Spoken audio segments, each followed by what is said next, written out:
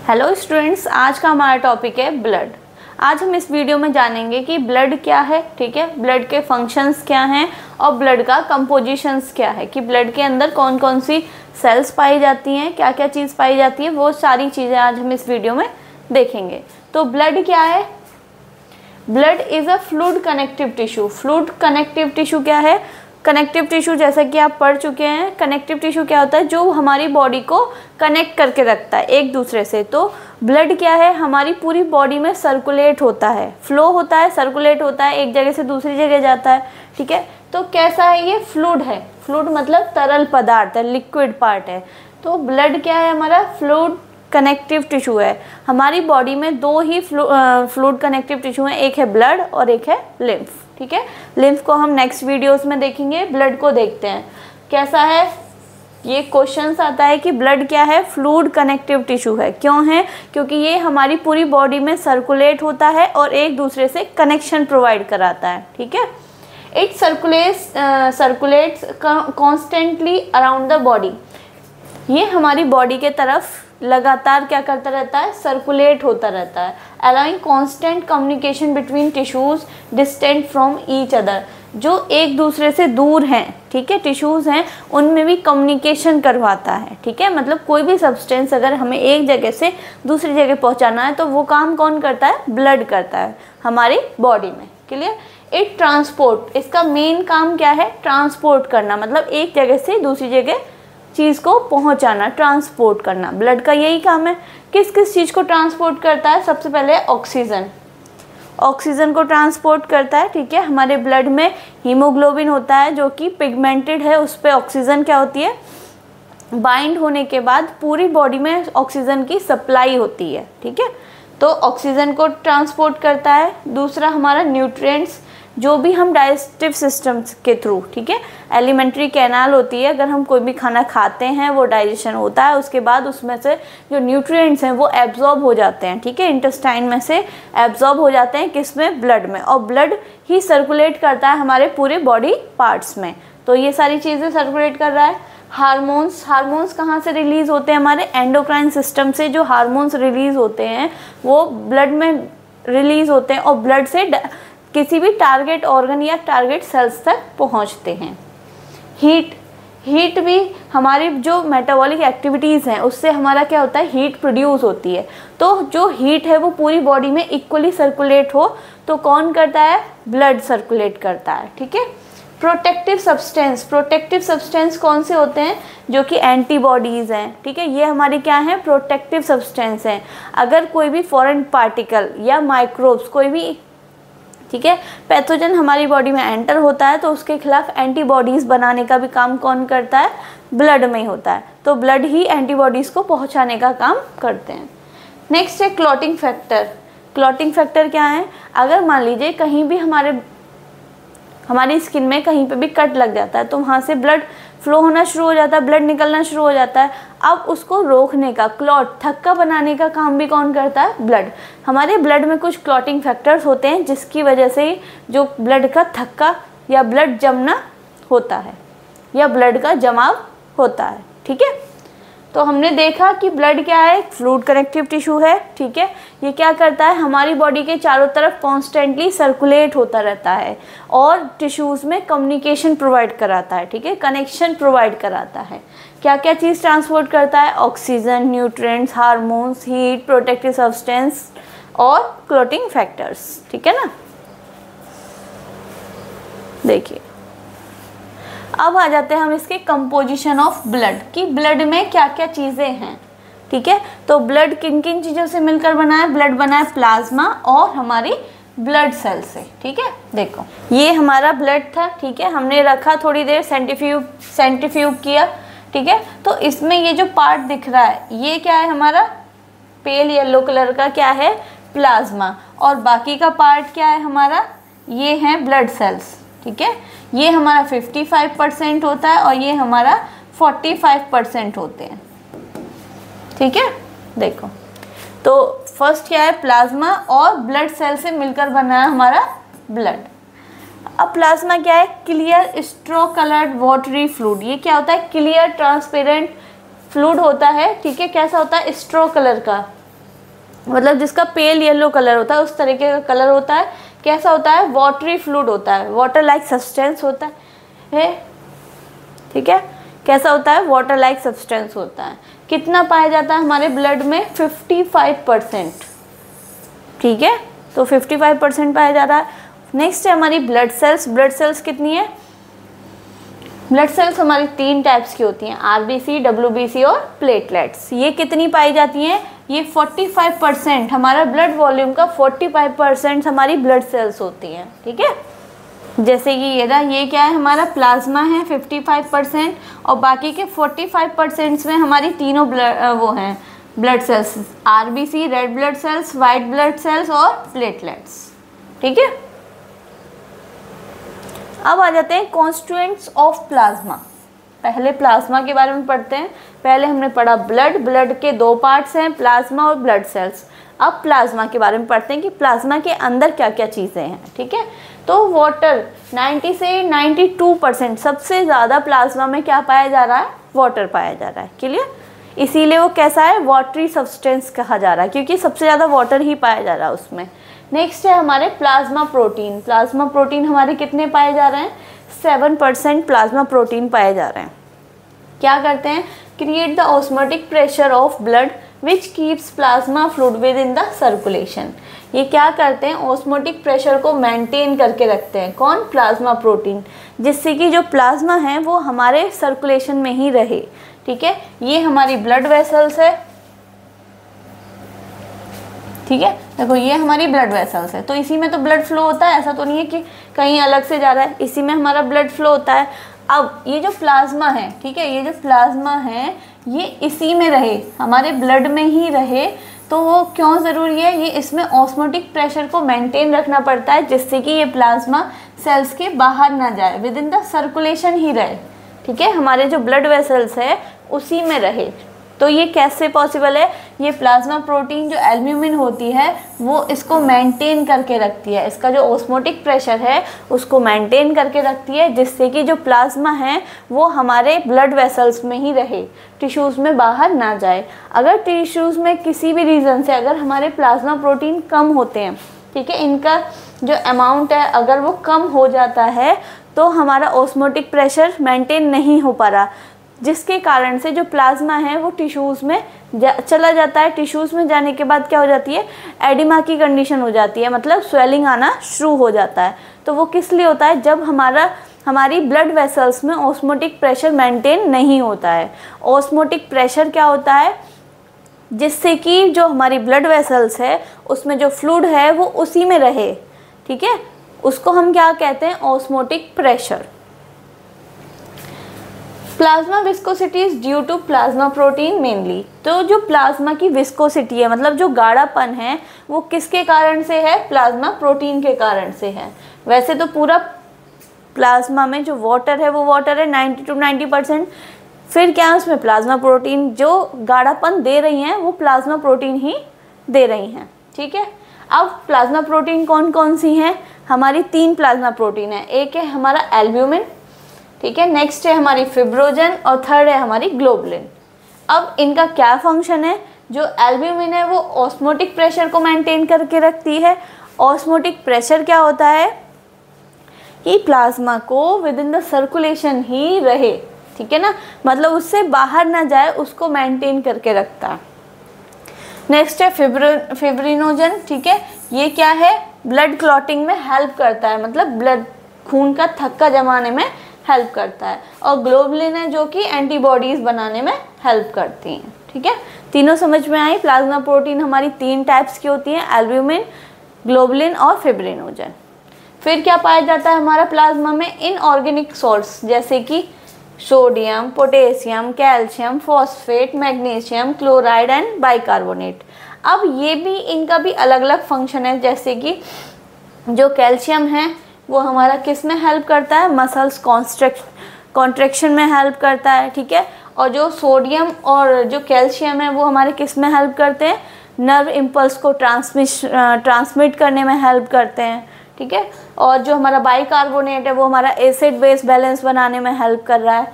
तो ये सारी चीज़ें ये कर रहे हैं, ठीक है।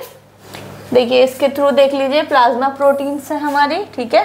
प्लाज्मा हमारा 55% पाया जाता है। प्लाज्मा में क्या क्या चीज़ें हैं, वाटर, प्रोटीन्स, इलेक्ट्रोलाइट्स, ठीक है, और भी चीज़ें हैं जो हमारे प्लाज्मा में पाई जाती हैं। प्लाज्मा प्रोटीन्स कौन सी हैं हमारी, एल्ब्यूमिन, ग्लोबिन और फिब्रिनोजन, ठीक है। और क्या क्या है, फोर्थ पे हमारा न्यूट्रिएंट्स। न्यूट्रिएंट्स क्या है, the product of digestion, example glucose, amino acid, fatty acids, glycerol are absorb from the alimentary tract.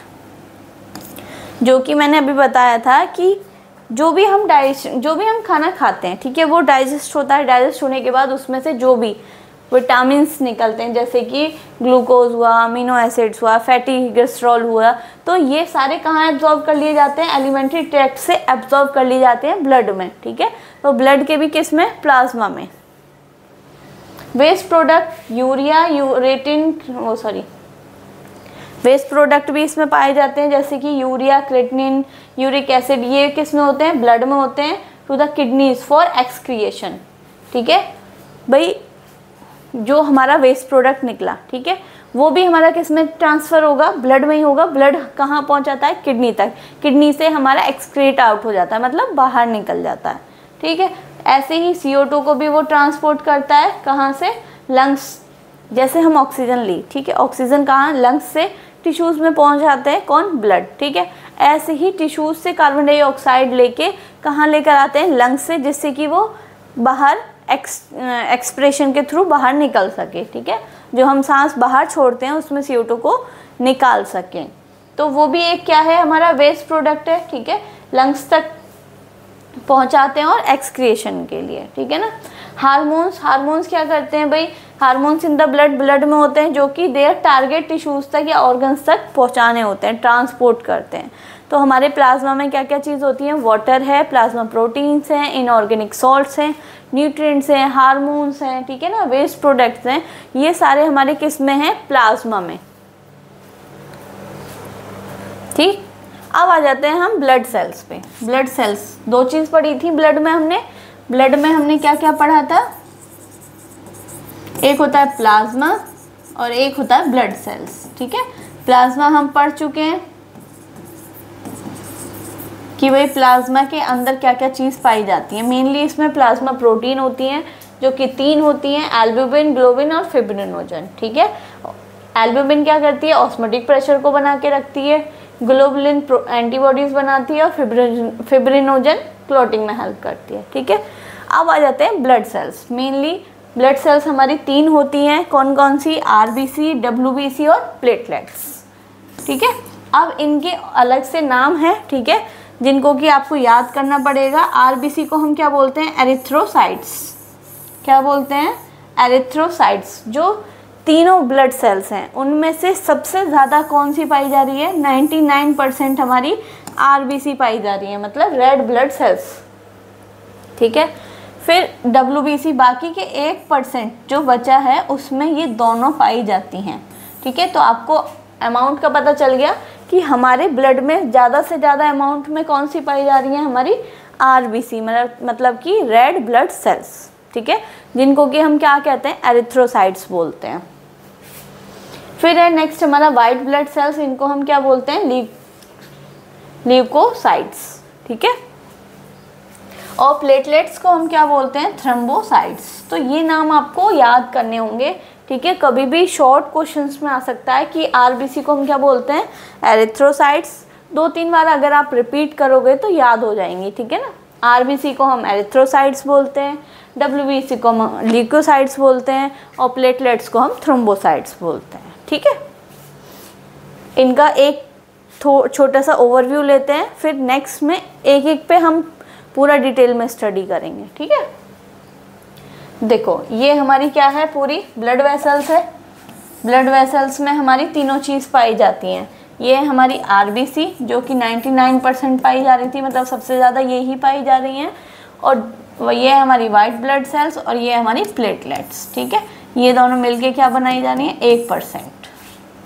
तो पूरे ब्लड वेसल्स में आपको क्या दिख रहा है, RBC दिख रही है, क्योंकि सबसे ज़्यादा मात्रा में यही पाई जाती हैं, ठीक है। चलो अब देखते हैं हीमोपोइसिस। हीमोपोइसिस का क्या मतलब है? Blood cell formation.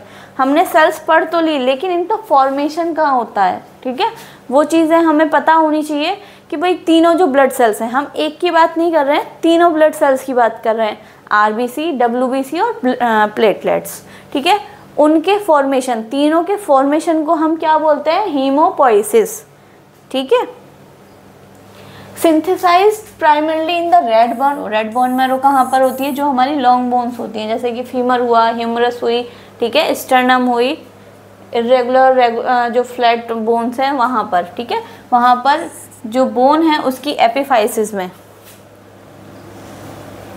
ठीक है, ये बोन है, इसकी एपिफाइसिस वाला एरिया में क्या पाया जाता है? हमारा रेड बोन मैरो, ठीक है। वहाँ पे क्या पाई जाती है? हमारी प्लूरीपोटेंट स्टेम सेल्स पाई जाती हैं। ये ऐसी सेल्स हैं, किसी भी सेल्स में ये कन्वर्ट हो जाती हैं, चाहे हमें आरबीसी में कन्वर्ट करनी हो, डब्ल्यूबीसी में, या फिर प्लेटलेट्स में, ठीक है, मतलब ये किसी भी शेप में कन्वर्ट हो सकती हैं। तो यहीं से सेल, जो ब्लड सेल्स हैं, उनका फॉर्मेशन होता है, ठीक है। Go through several developing stage before blood entering the blood.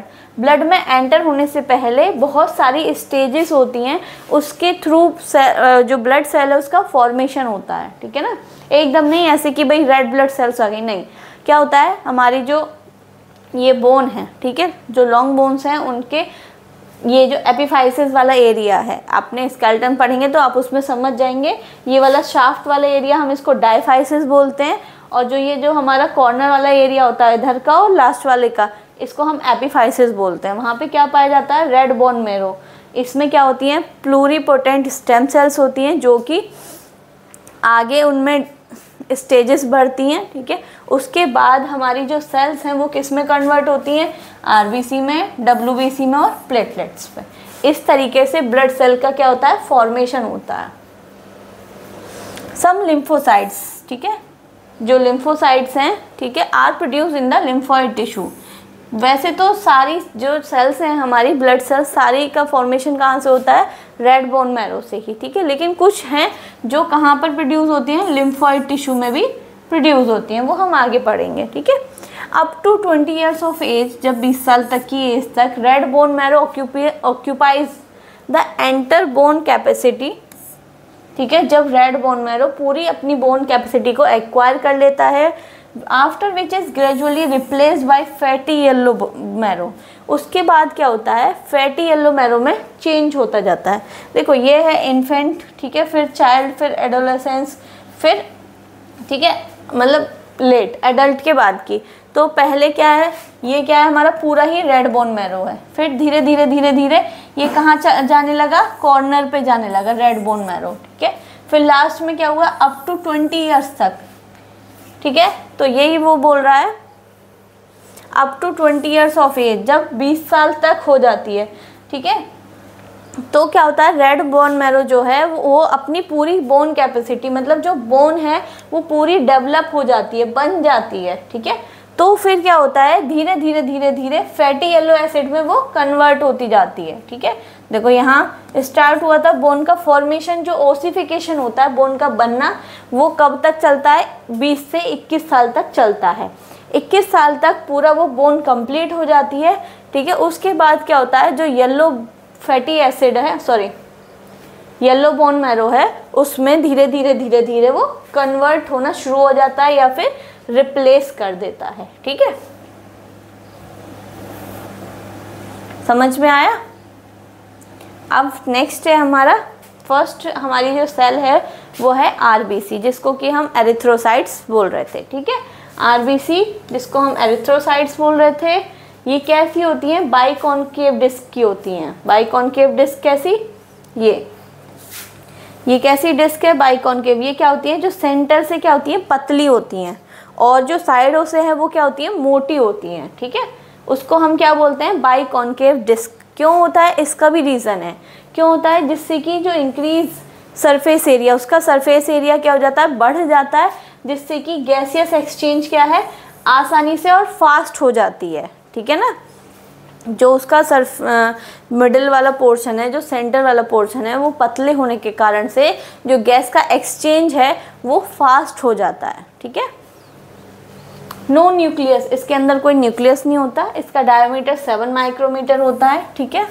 कैसे होते हैं? आरबीसी फ्लेक्सिबल होते हैं जिससे कि स्क्वीज हो सकें, मतलब जो अगर छोटी भी नैरो पतली भी कैपिलरी है तो वो वहाँ से भी स्क्वीज हो सकें, ठीक है ना, मतलब उसमें से भी निकल सकें, इसलिए कैसी होती हैं ये? फ्लेक्सिबल होती हैं।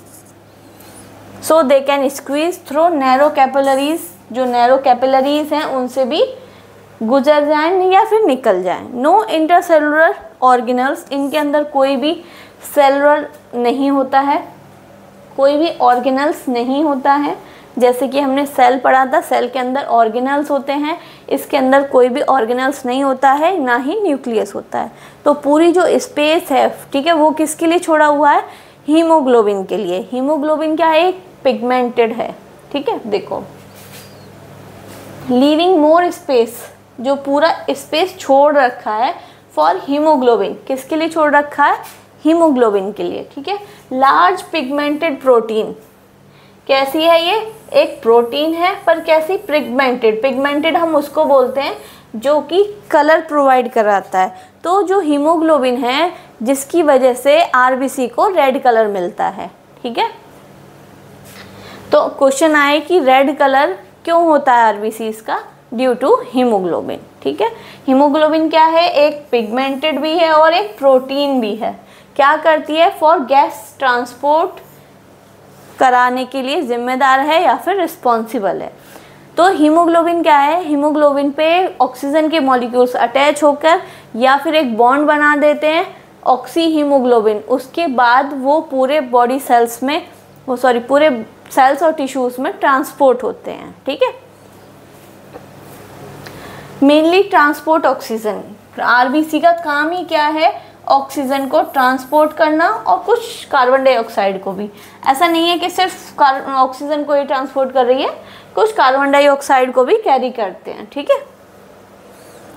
आरबीसी कैन नॉट डिवाइड, अभी हमने देखा कि उसके अंदर न्यूक्लियस नहीं है, ठीक है, तो वो क्या कर सकती है भाई? डिवाइड नहीं हो सकती है। To be continuously replace by new cells, जब एक सेल से नई, एक सेल्स पुरानी होती जाएगी तो नई से क्या हो जाएगी? रिप्लेस होती जाएगी। From the red bone marrow, जहाँ से सेल फॉर्मेशन हुआ था, ठीक है, रेड बोन मैरो से, वहीं से जितनी सेल्स डेड होती जाएंगी उतनी ही सेल्स नई बनती जाएंगी। तो ये प्रोसेस क्या है? इनका चलता रहता है, ठीक है।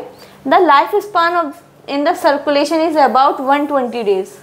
तो जो आरबीसी हैं उनका जो लाइफ स्पैन है वो कितना है? 120 डेज़ का होता है। 120 डेज़ के बाद जो सेल है वो डेड हो जाएगी और न्यू सेल्स बनने लग जाएगी, ठीक है। मतलब ये प्रोसेस चलता रहता है। Haemolysis occur in the spleen, bone marrow and liver. जो हीमोलाइसिस है मतलब break down of RBC, RBC का टूटना क्या कहलाता है? हीमोलाइसिस। वो किस में होता है? स्प्लीन में, बोन मैरो में और लिवर में, लेकिन मेनली किस में होता है? स्प्लीन में होता है, ठीक है। नेक्स्ट है फिर हमारा वाइट ब्लड सेल्स, जिसको कि हम ल्यूकोसाइट्स बोलते हैं, ठीक है। लार्ज ब्लड सेल्स होती है, मतलब ये तीनों में बड़ी सेल्स है, लेकिन कितना है? 1% है, ब्लड वॉल्यूम का 1% है, मतलब मिला के है वाइट ब्लड सेल्स और प्लेटलेट्स दोनों मिला के 1% है, और 99% हमारी आरबीसीज है, ठीक है। इम्पॉर्टेंट फंक्शन, अब इसका फंक्शन क्या है डब्ल्यूबीसी का? Defence and immunity. भाई सबको पता है कि जो हमारी डब्ल्यूबीसीज हैं वो एज अ सोल्जर एक्ट करती हैं, ठीक है। मतलब सोल्जर कैसे? एक सिपाही की तरह एक्ट करती हैं। अगर हमारी बॉडी में कोई भी माइक्रो ऑर्गेनिज्म, कोई भी एंटीजन, कोई भी फॉरेन पार्टिकल घुसने की कोशिश करता है या फिर घुस जाता है, तो उसको कौन मारता है, कौन किल करता है? डब्ल्यूबीसी किल करती हैं। तो ये डिफेंस में, मतलब हमारी सुरक्षा में, और हमें इम्यूनिटी प्रोवाइड करती हैं, मतलब रोग प्रतिरोधक क्षमता जो होती है उसको हमारी बढ़ाती हैं, ठीक है। कैसे? कोई भी माइक्रो ऑर्गेनिज्म है उसको किल कर कर, ख़त्म कर कर, खाकर हमारी इम्यूनिटी को इंक्रीज करती हैं और हमें डिफेंस भी प्रोवाइड कराती हैं, ठीक है। तो ये हमारी बॉडी की क्या है? सोल्जर ऑफ द सेल हैं। दे कंटेन न्यूक्लियाई, इसके अंदर न्यूक्लियस होता है। बाकी जो हमारी आरबीसी हैं और प्लेटलेट्स हैं उनके अंदर न्यूक्लियस नहीं होता है। And some have granules in their cytoplasm, और इसके साइटोप्लाज्म में ग्रेन्यूल्स होते हैं। ग्रेन्यूल्स मतलब सीड लाइक स्ट्रक्चर, दाने नुमा संरचना जो होती है, कुछ में होते हैं कुछ में नहीं होते हैं, ठीक है। जो WBC होती हैं तो उनके अंदर न्यूक्लियस होता है। न्यूक्लियस में भी क्या होते हैं, उसके जो साइटोप्लाज्म है उसमें दानेनुमा संरचना होती है, ठीक है। अगर जिसमें होते हैं दाने तो उनको हम ग्रेनुलोसाइट्स बोलते हैं, और जिनमें दाने नहीं हो प्रेजेंट होते हैं उनको हम एग्रेनुलोसाइट्स बोलते हैं, ठीक है। देखिए types of white blood cells आ गए यहीं पे, नहीं तो हम इसको नेक्स्ट वीडियो में और एक एक के बारे में डिटेल से स्टडी करेंगे। तो जो हमारी वाइट ब्लड सेल्स हैं वो दो टाइप्स की हैं। एक है ग्रेनुलोसाइट्स जिसमें कि ग्रेन्यूल्स प्रेजेंट होते हैं, मतलब ये जो सीड लाइक स्ट्रक्चर है, ये दानेनुमा संरचना है, ये इसमें होते हैं। और एक है एग्रेनुलोसाइट्स जिसमें कि ग्रेन्यूल्स नहीं पाए जाते हैं, ठीक है। देखो सिंपल है, इसमें कोई भी दानेनुमा संरचना नहीं है, क्लियर। अब होते कौन कौन से हैं ग्रेन्यूल्स, बेसोफिल्स, इसिनोफिल्स और न्यूट्रोफिल्स। अगर आप इसको याद करना चाहो तो एक शॉर्ट फॉर्म है NEB, नेब जी, ठीक है। ट्रिक बना के अगर आप याद रखोगे तो याद रहेंगे, नेब जी। नेब मतलब न्यूट्रोफिल्स, इसिनोफिल्स और बेसिनोफिल्स किस में पाई जाती है, ग्रेन्यूल्स में, ठीक है। बची हमारी दो लास्ट की, मोनोसाइट्स एंड लिम्फोसाइट्स, किस में पाई जाती है, हमारी एग्रेनुलोसाइट्स में, ठीक है। ये जो इनका कलर्स है ये किस पे डिपेंड करता है, इनकी डाइस पे डिपेंड करता है, ठीक है ना। कौन सी डाइस को ये स्टेन कर पा रही हैं उसके बेस पे इनका कलर डिसाइडेड है। देखो अब इसमें क्लियरली आपको कलर दिखेगा, ये है हमारी नेब NEB, ये क्या है हमारी ग्रेनुलोसाइट्स, इसमें आपको ग्रेन्यूल्स दिख रहे हैं क्लियरली इमेज में, ठीक है, तीनों में आपको दिख रहा है, ठीक। ये क्या है हमारा एसिड टाइप में, ईसोनो मतलब एसिड टाइप, तो इसमें हमारी कैसी होती है, रेड कलर की स्टेन होती है, ठीक है। और बेसिनो मतलब बेसिक या फिर अल्कलाइन, इसमें हमारी कैसी होती है, ब्लू, ठीक। अब इन दोनों का कॉम्बिनेशन है, ये हमारी कैसी होती है, पर्पल।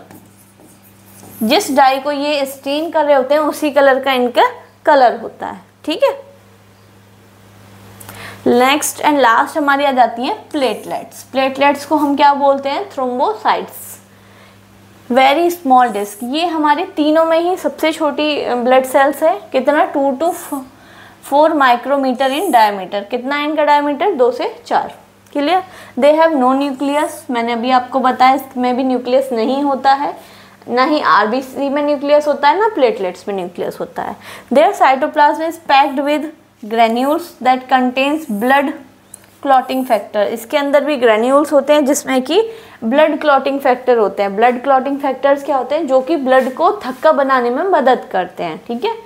एंड कॉज हीमोस्टेसिस, और क्या करवाते हैं, हीमोस्टेसिस। हीमोस्टेसिस का मतलब है जो ब्लीडिंग है उसको बंद करवाना, ठीक है। Cessation of bleeding, cessation of bleeding, cessation of bleeding मतलब ब्लीडिंग को रोकना, ठीक है। क्या कहलाता है हमारा, हीमोस्टेसिस। कहीं भी हमारी बॉडी में कट होता है वहाँ पर प्लेटलेट्स जाकर जमा हो जाती हैं, ठीक है, और उस ब्लड को रोकती हैं, तो उसको हम क्या बोलते हैं, हीमोस्टेसिस, मतलब ब्लड का रुक जाना। कैसे रुकती हैं, अब ब्लड में हमारे क्लॉटिंग फैक्टर्स होते हैं, ठीक है, तो जो वो उसको ब्लड को क्लॉट बना लेते हैं, थक्का बना लेते हैं और हमारा ब्लड रुक जाता है। इसका भी प्रोसेस हम नेक्स्ट वीडियो में डिटेल से स्टडी करेंगे। लाइफ स्पान कितनी होती है इनकी, 8 से 11 डेज की रहती है।